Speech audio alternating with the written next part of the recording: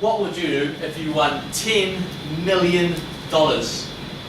Would your life greatly improve? Could you resist the many temptations? Fellow Athenians and most welcome guests, tonight I'm going to present to you 2 case studies about what not to do if you find yourself with a significant windfall. Case study number 1, 19-year-old Norfolk rubbish collector, Mr. Michael Carroll, wins the national lottery and with it £9.7 million. Now, on his way to collecting his winning cheque, he publicly stated that he did not want to spend his money lavishly. He just wanted a modest 3-bedroom house near a lake so that he could go fishing. Within a very short period, he had bought a massive mansion and started living the lavish lifestyle of a rock star. He even set up a banger car racing track in his backyard. For those of you unfamiliar with banger car racing, it involves an old car, sometimes an old car towing an old caravan, racing around the track at high speed, and where it's perfectly acceptable to crash into your competitors' cars to gain an advantage. And at the end of the race, it's not uncommon for all of the cars to be completely ruined.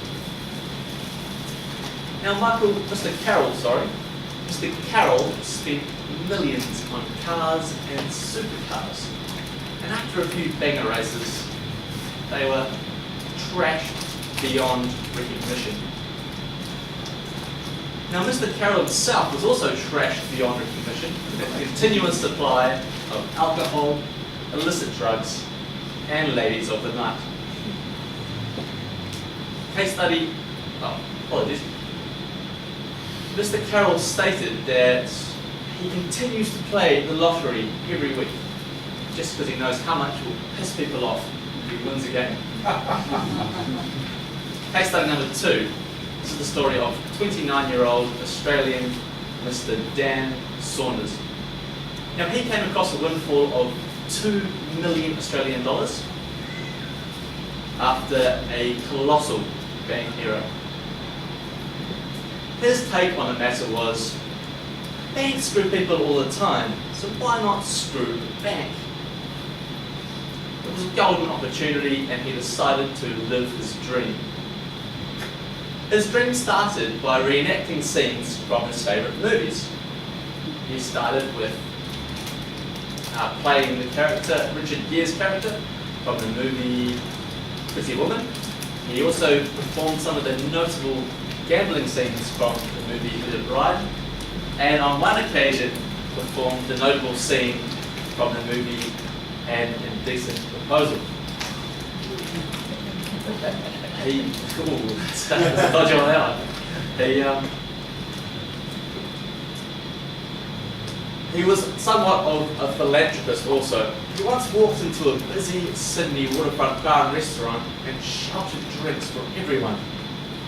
He was once asked by a homeless man if he had any spare change. He said no, but instead put this man up in a 5-star hotel. Admittedly, the hotelier called the next day and said that several items were missing from the room. These items included the phone, the hairdryer, and the iron. It's a homeless man doing with a hairdryer. Eventually, the stress began to overwhelm Mr. Saunders, and he started having regular panic attacks. He went to see a lawyer. This very expensive lawyer advised him that the fraud investigation unit would soon catch up with him, and that he should hold onto the remaining funds and await his calling. So he did what any perfectly reasonable person would do, and literally held all the rest of his funds in his hands, withdrew everything, and stored it in his bathtub for several weeks until it was all gone. To this day, this is 3 years after this colossal bank error, he has still not been arrested. So he's still a very stressed man waiting for that fundamental day.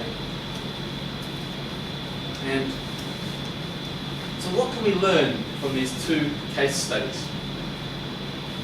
Well, for a start, there appears to be a strong tendency towards living for the moment.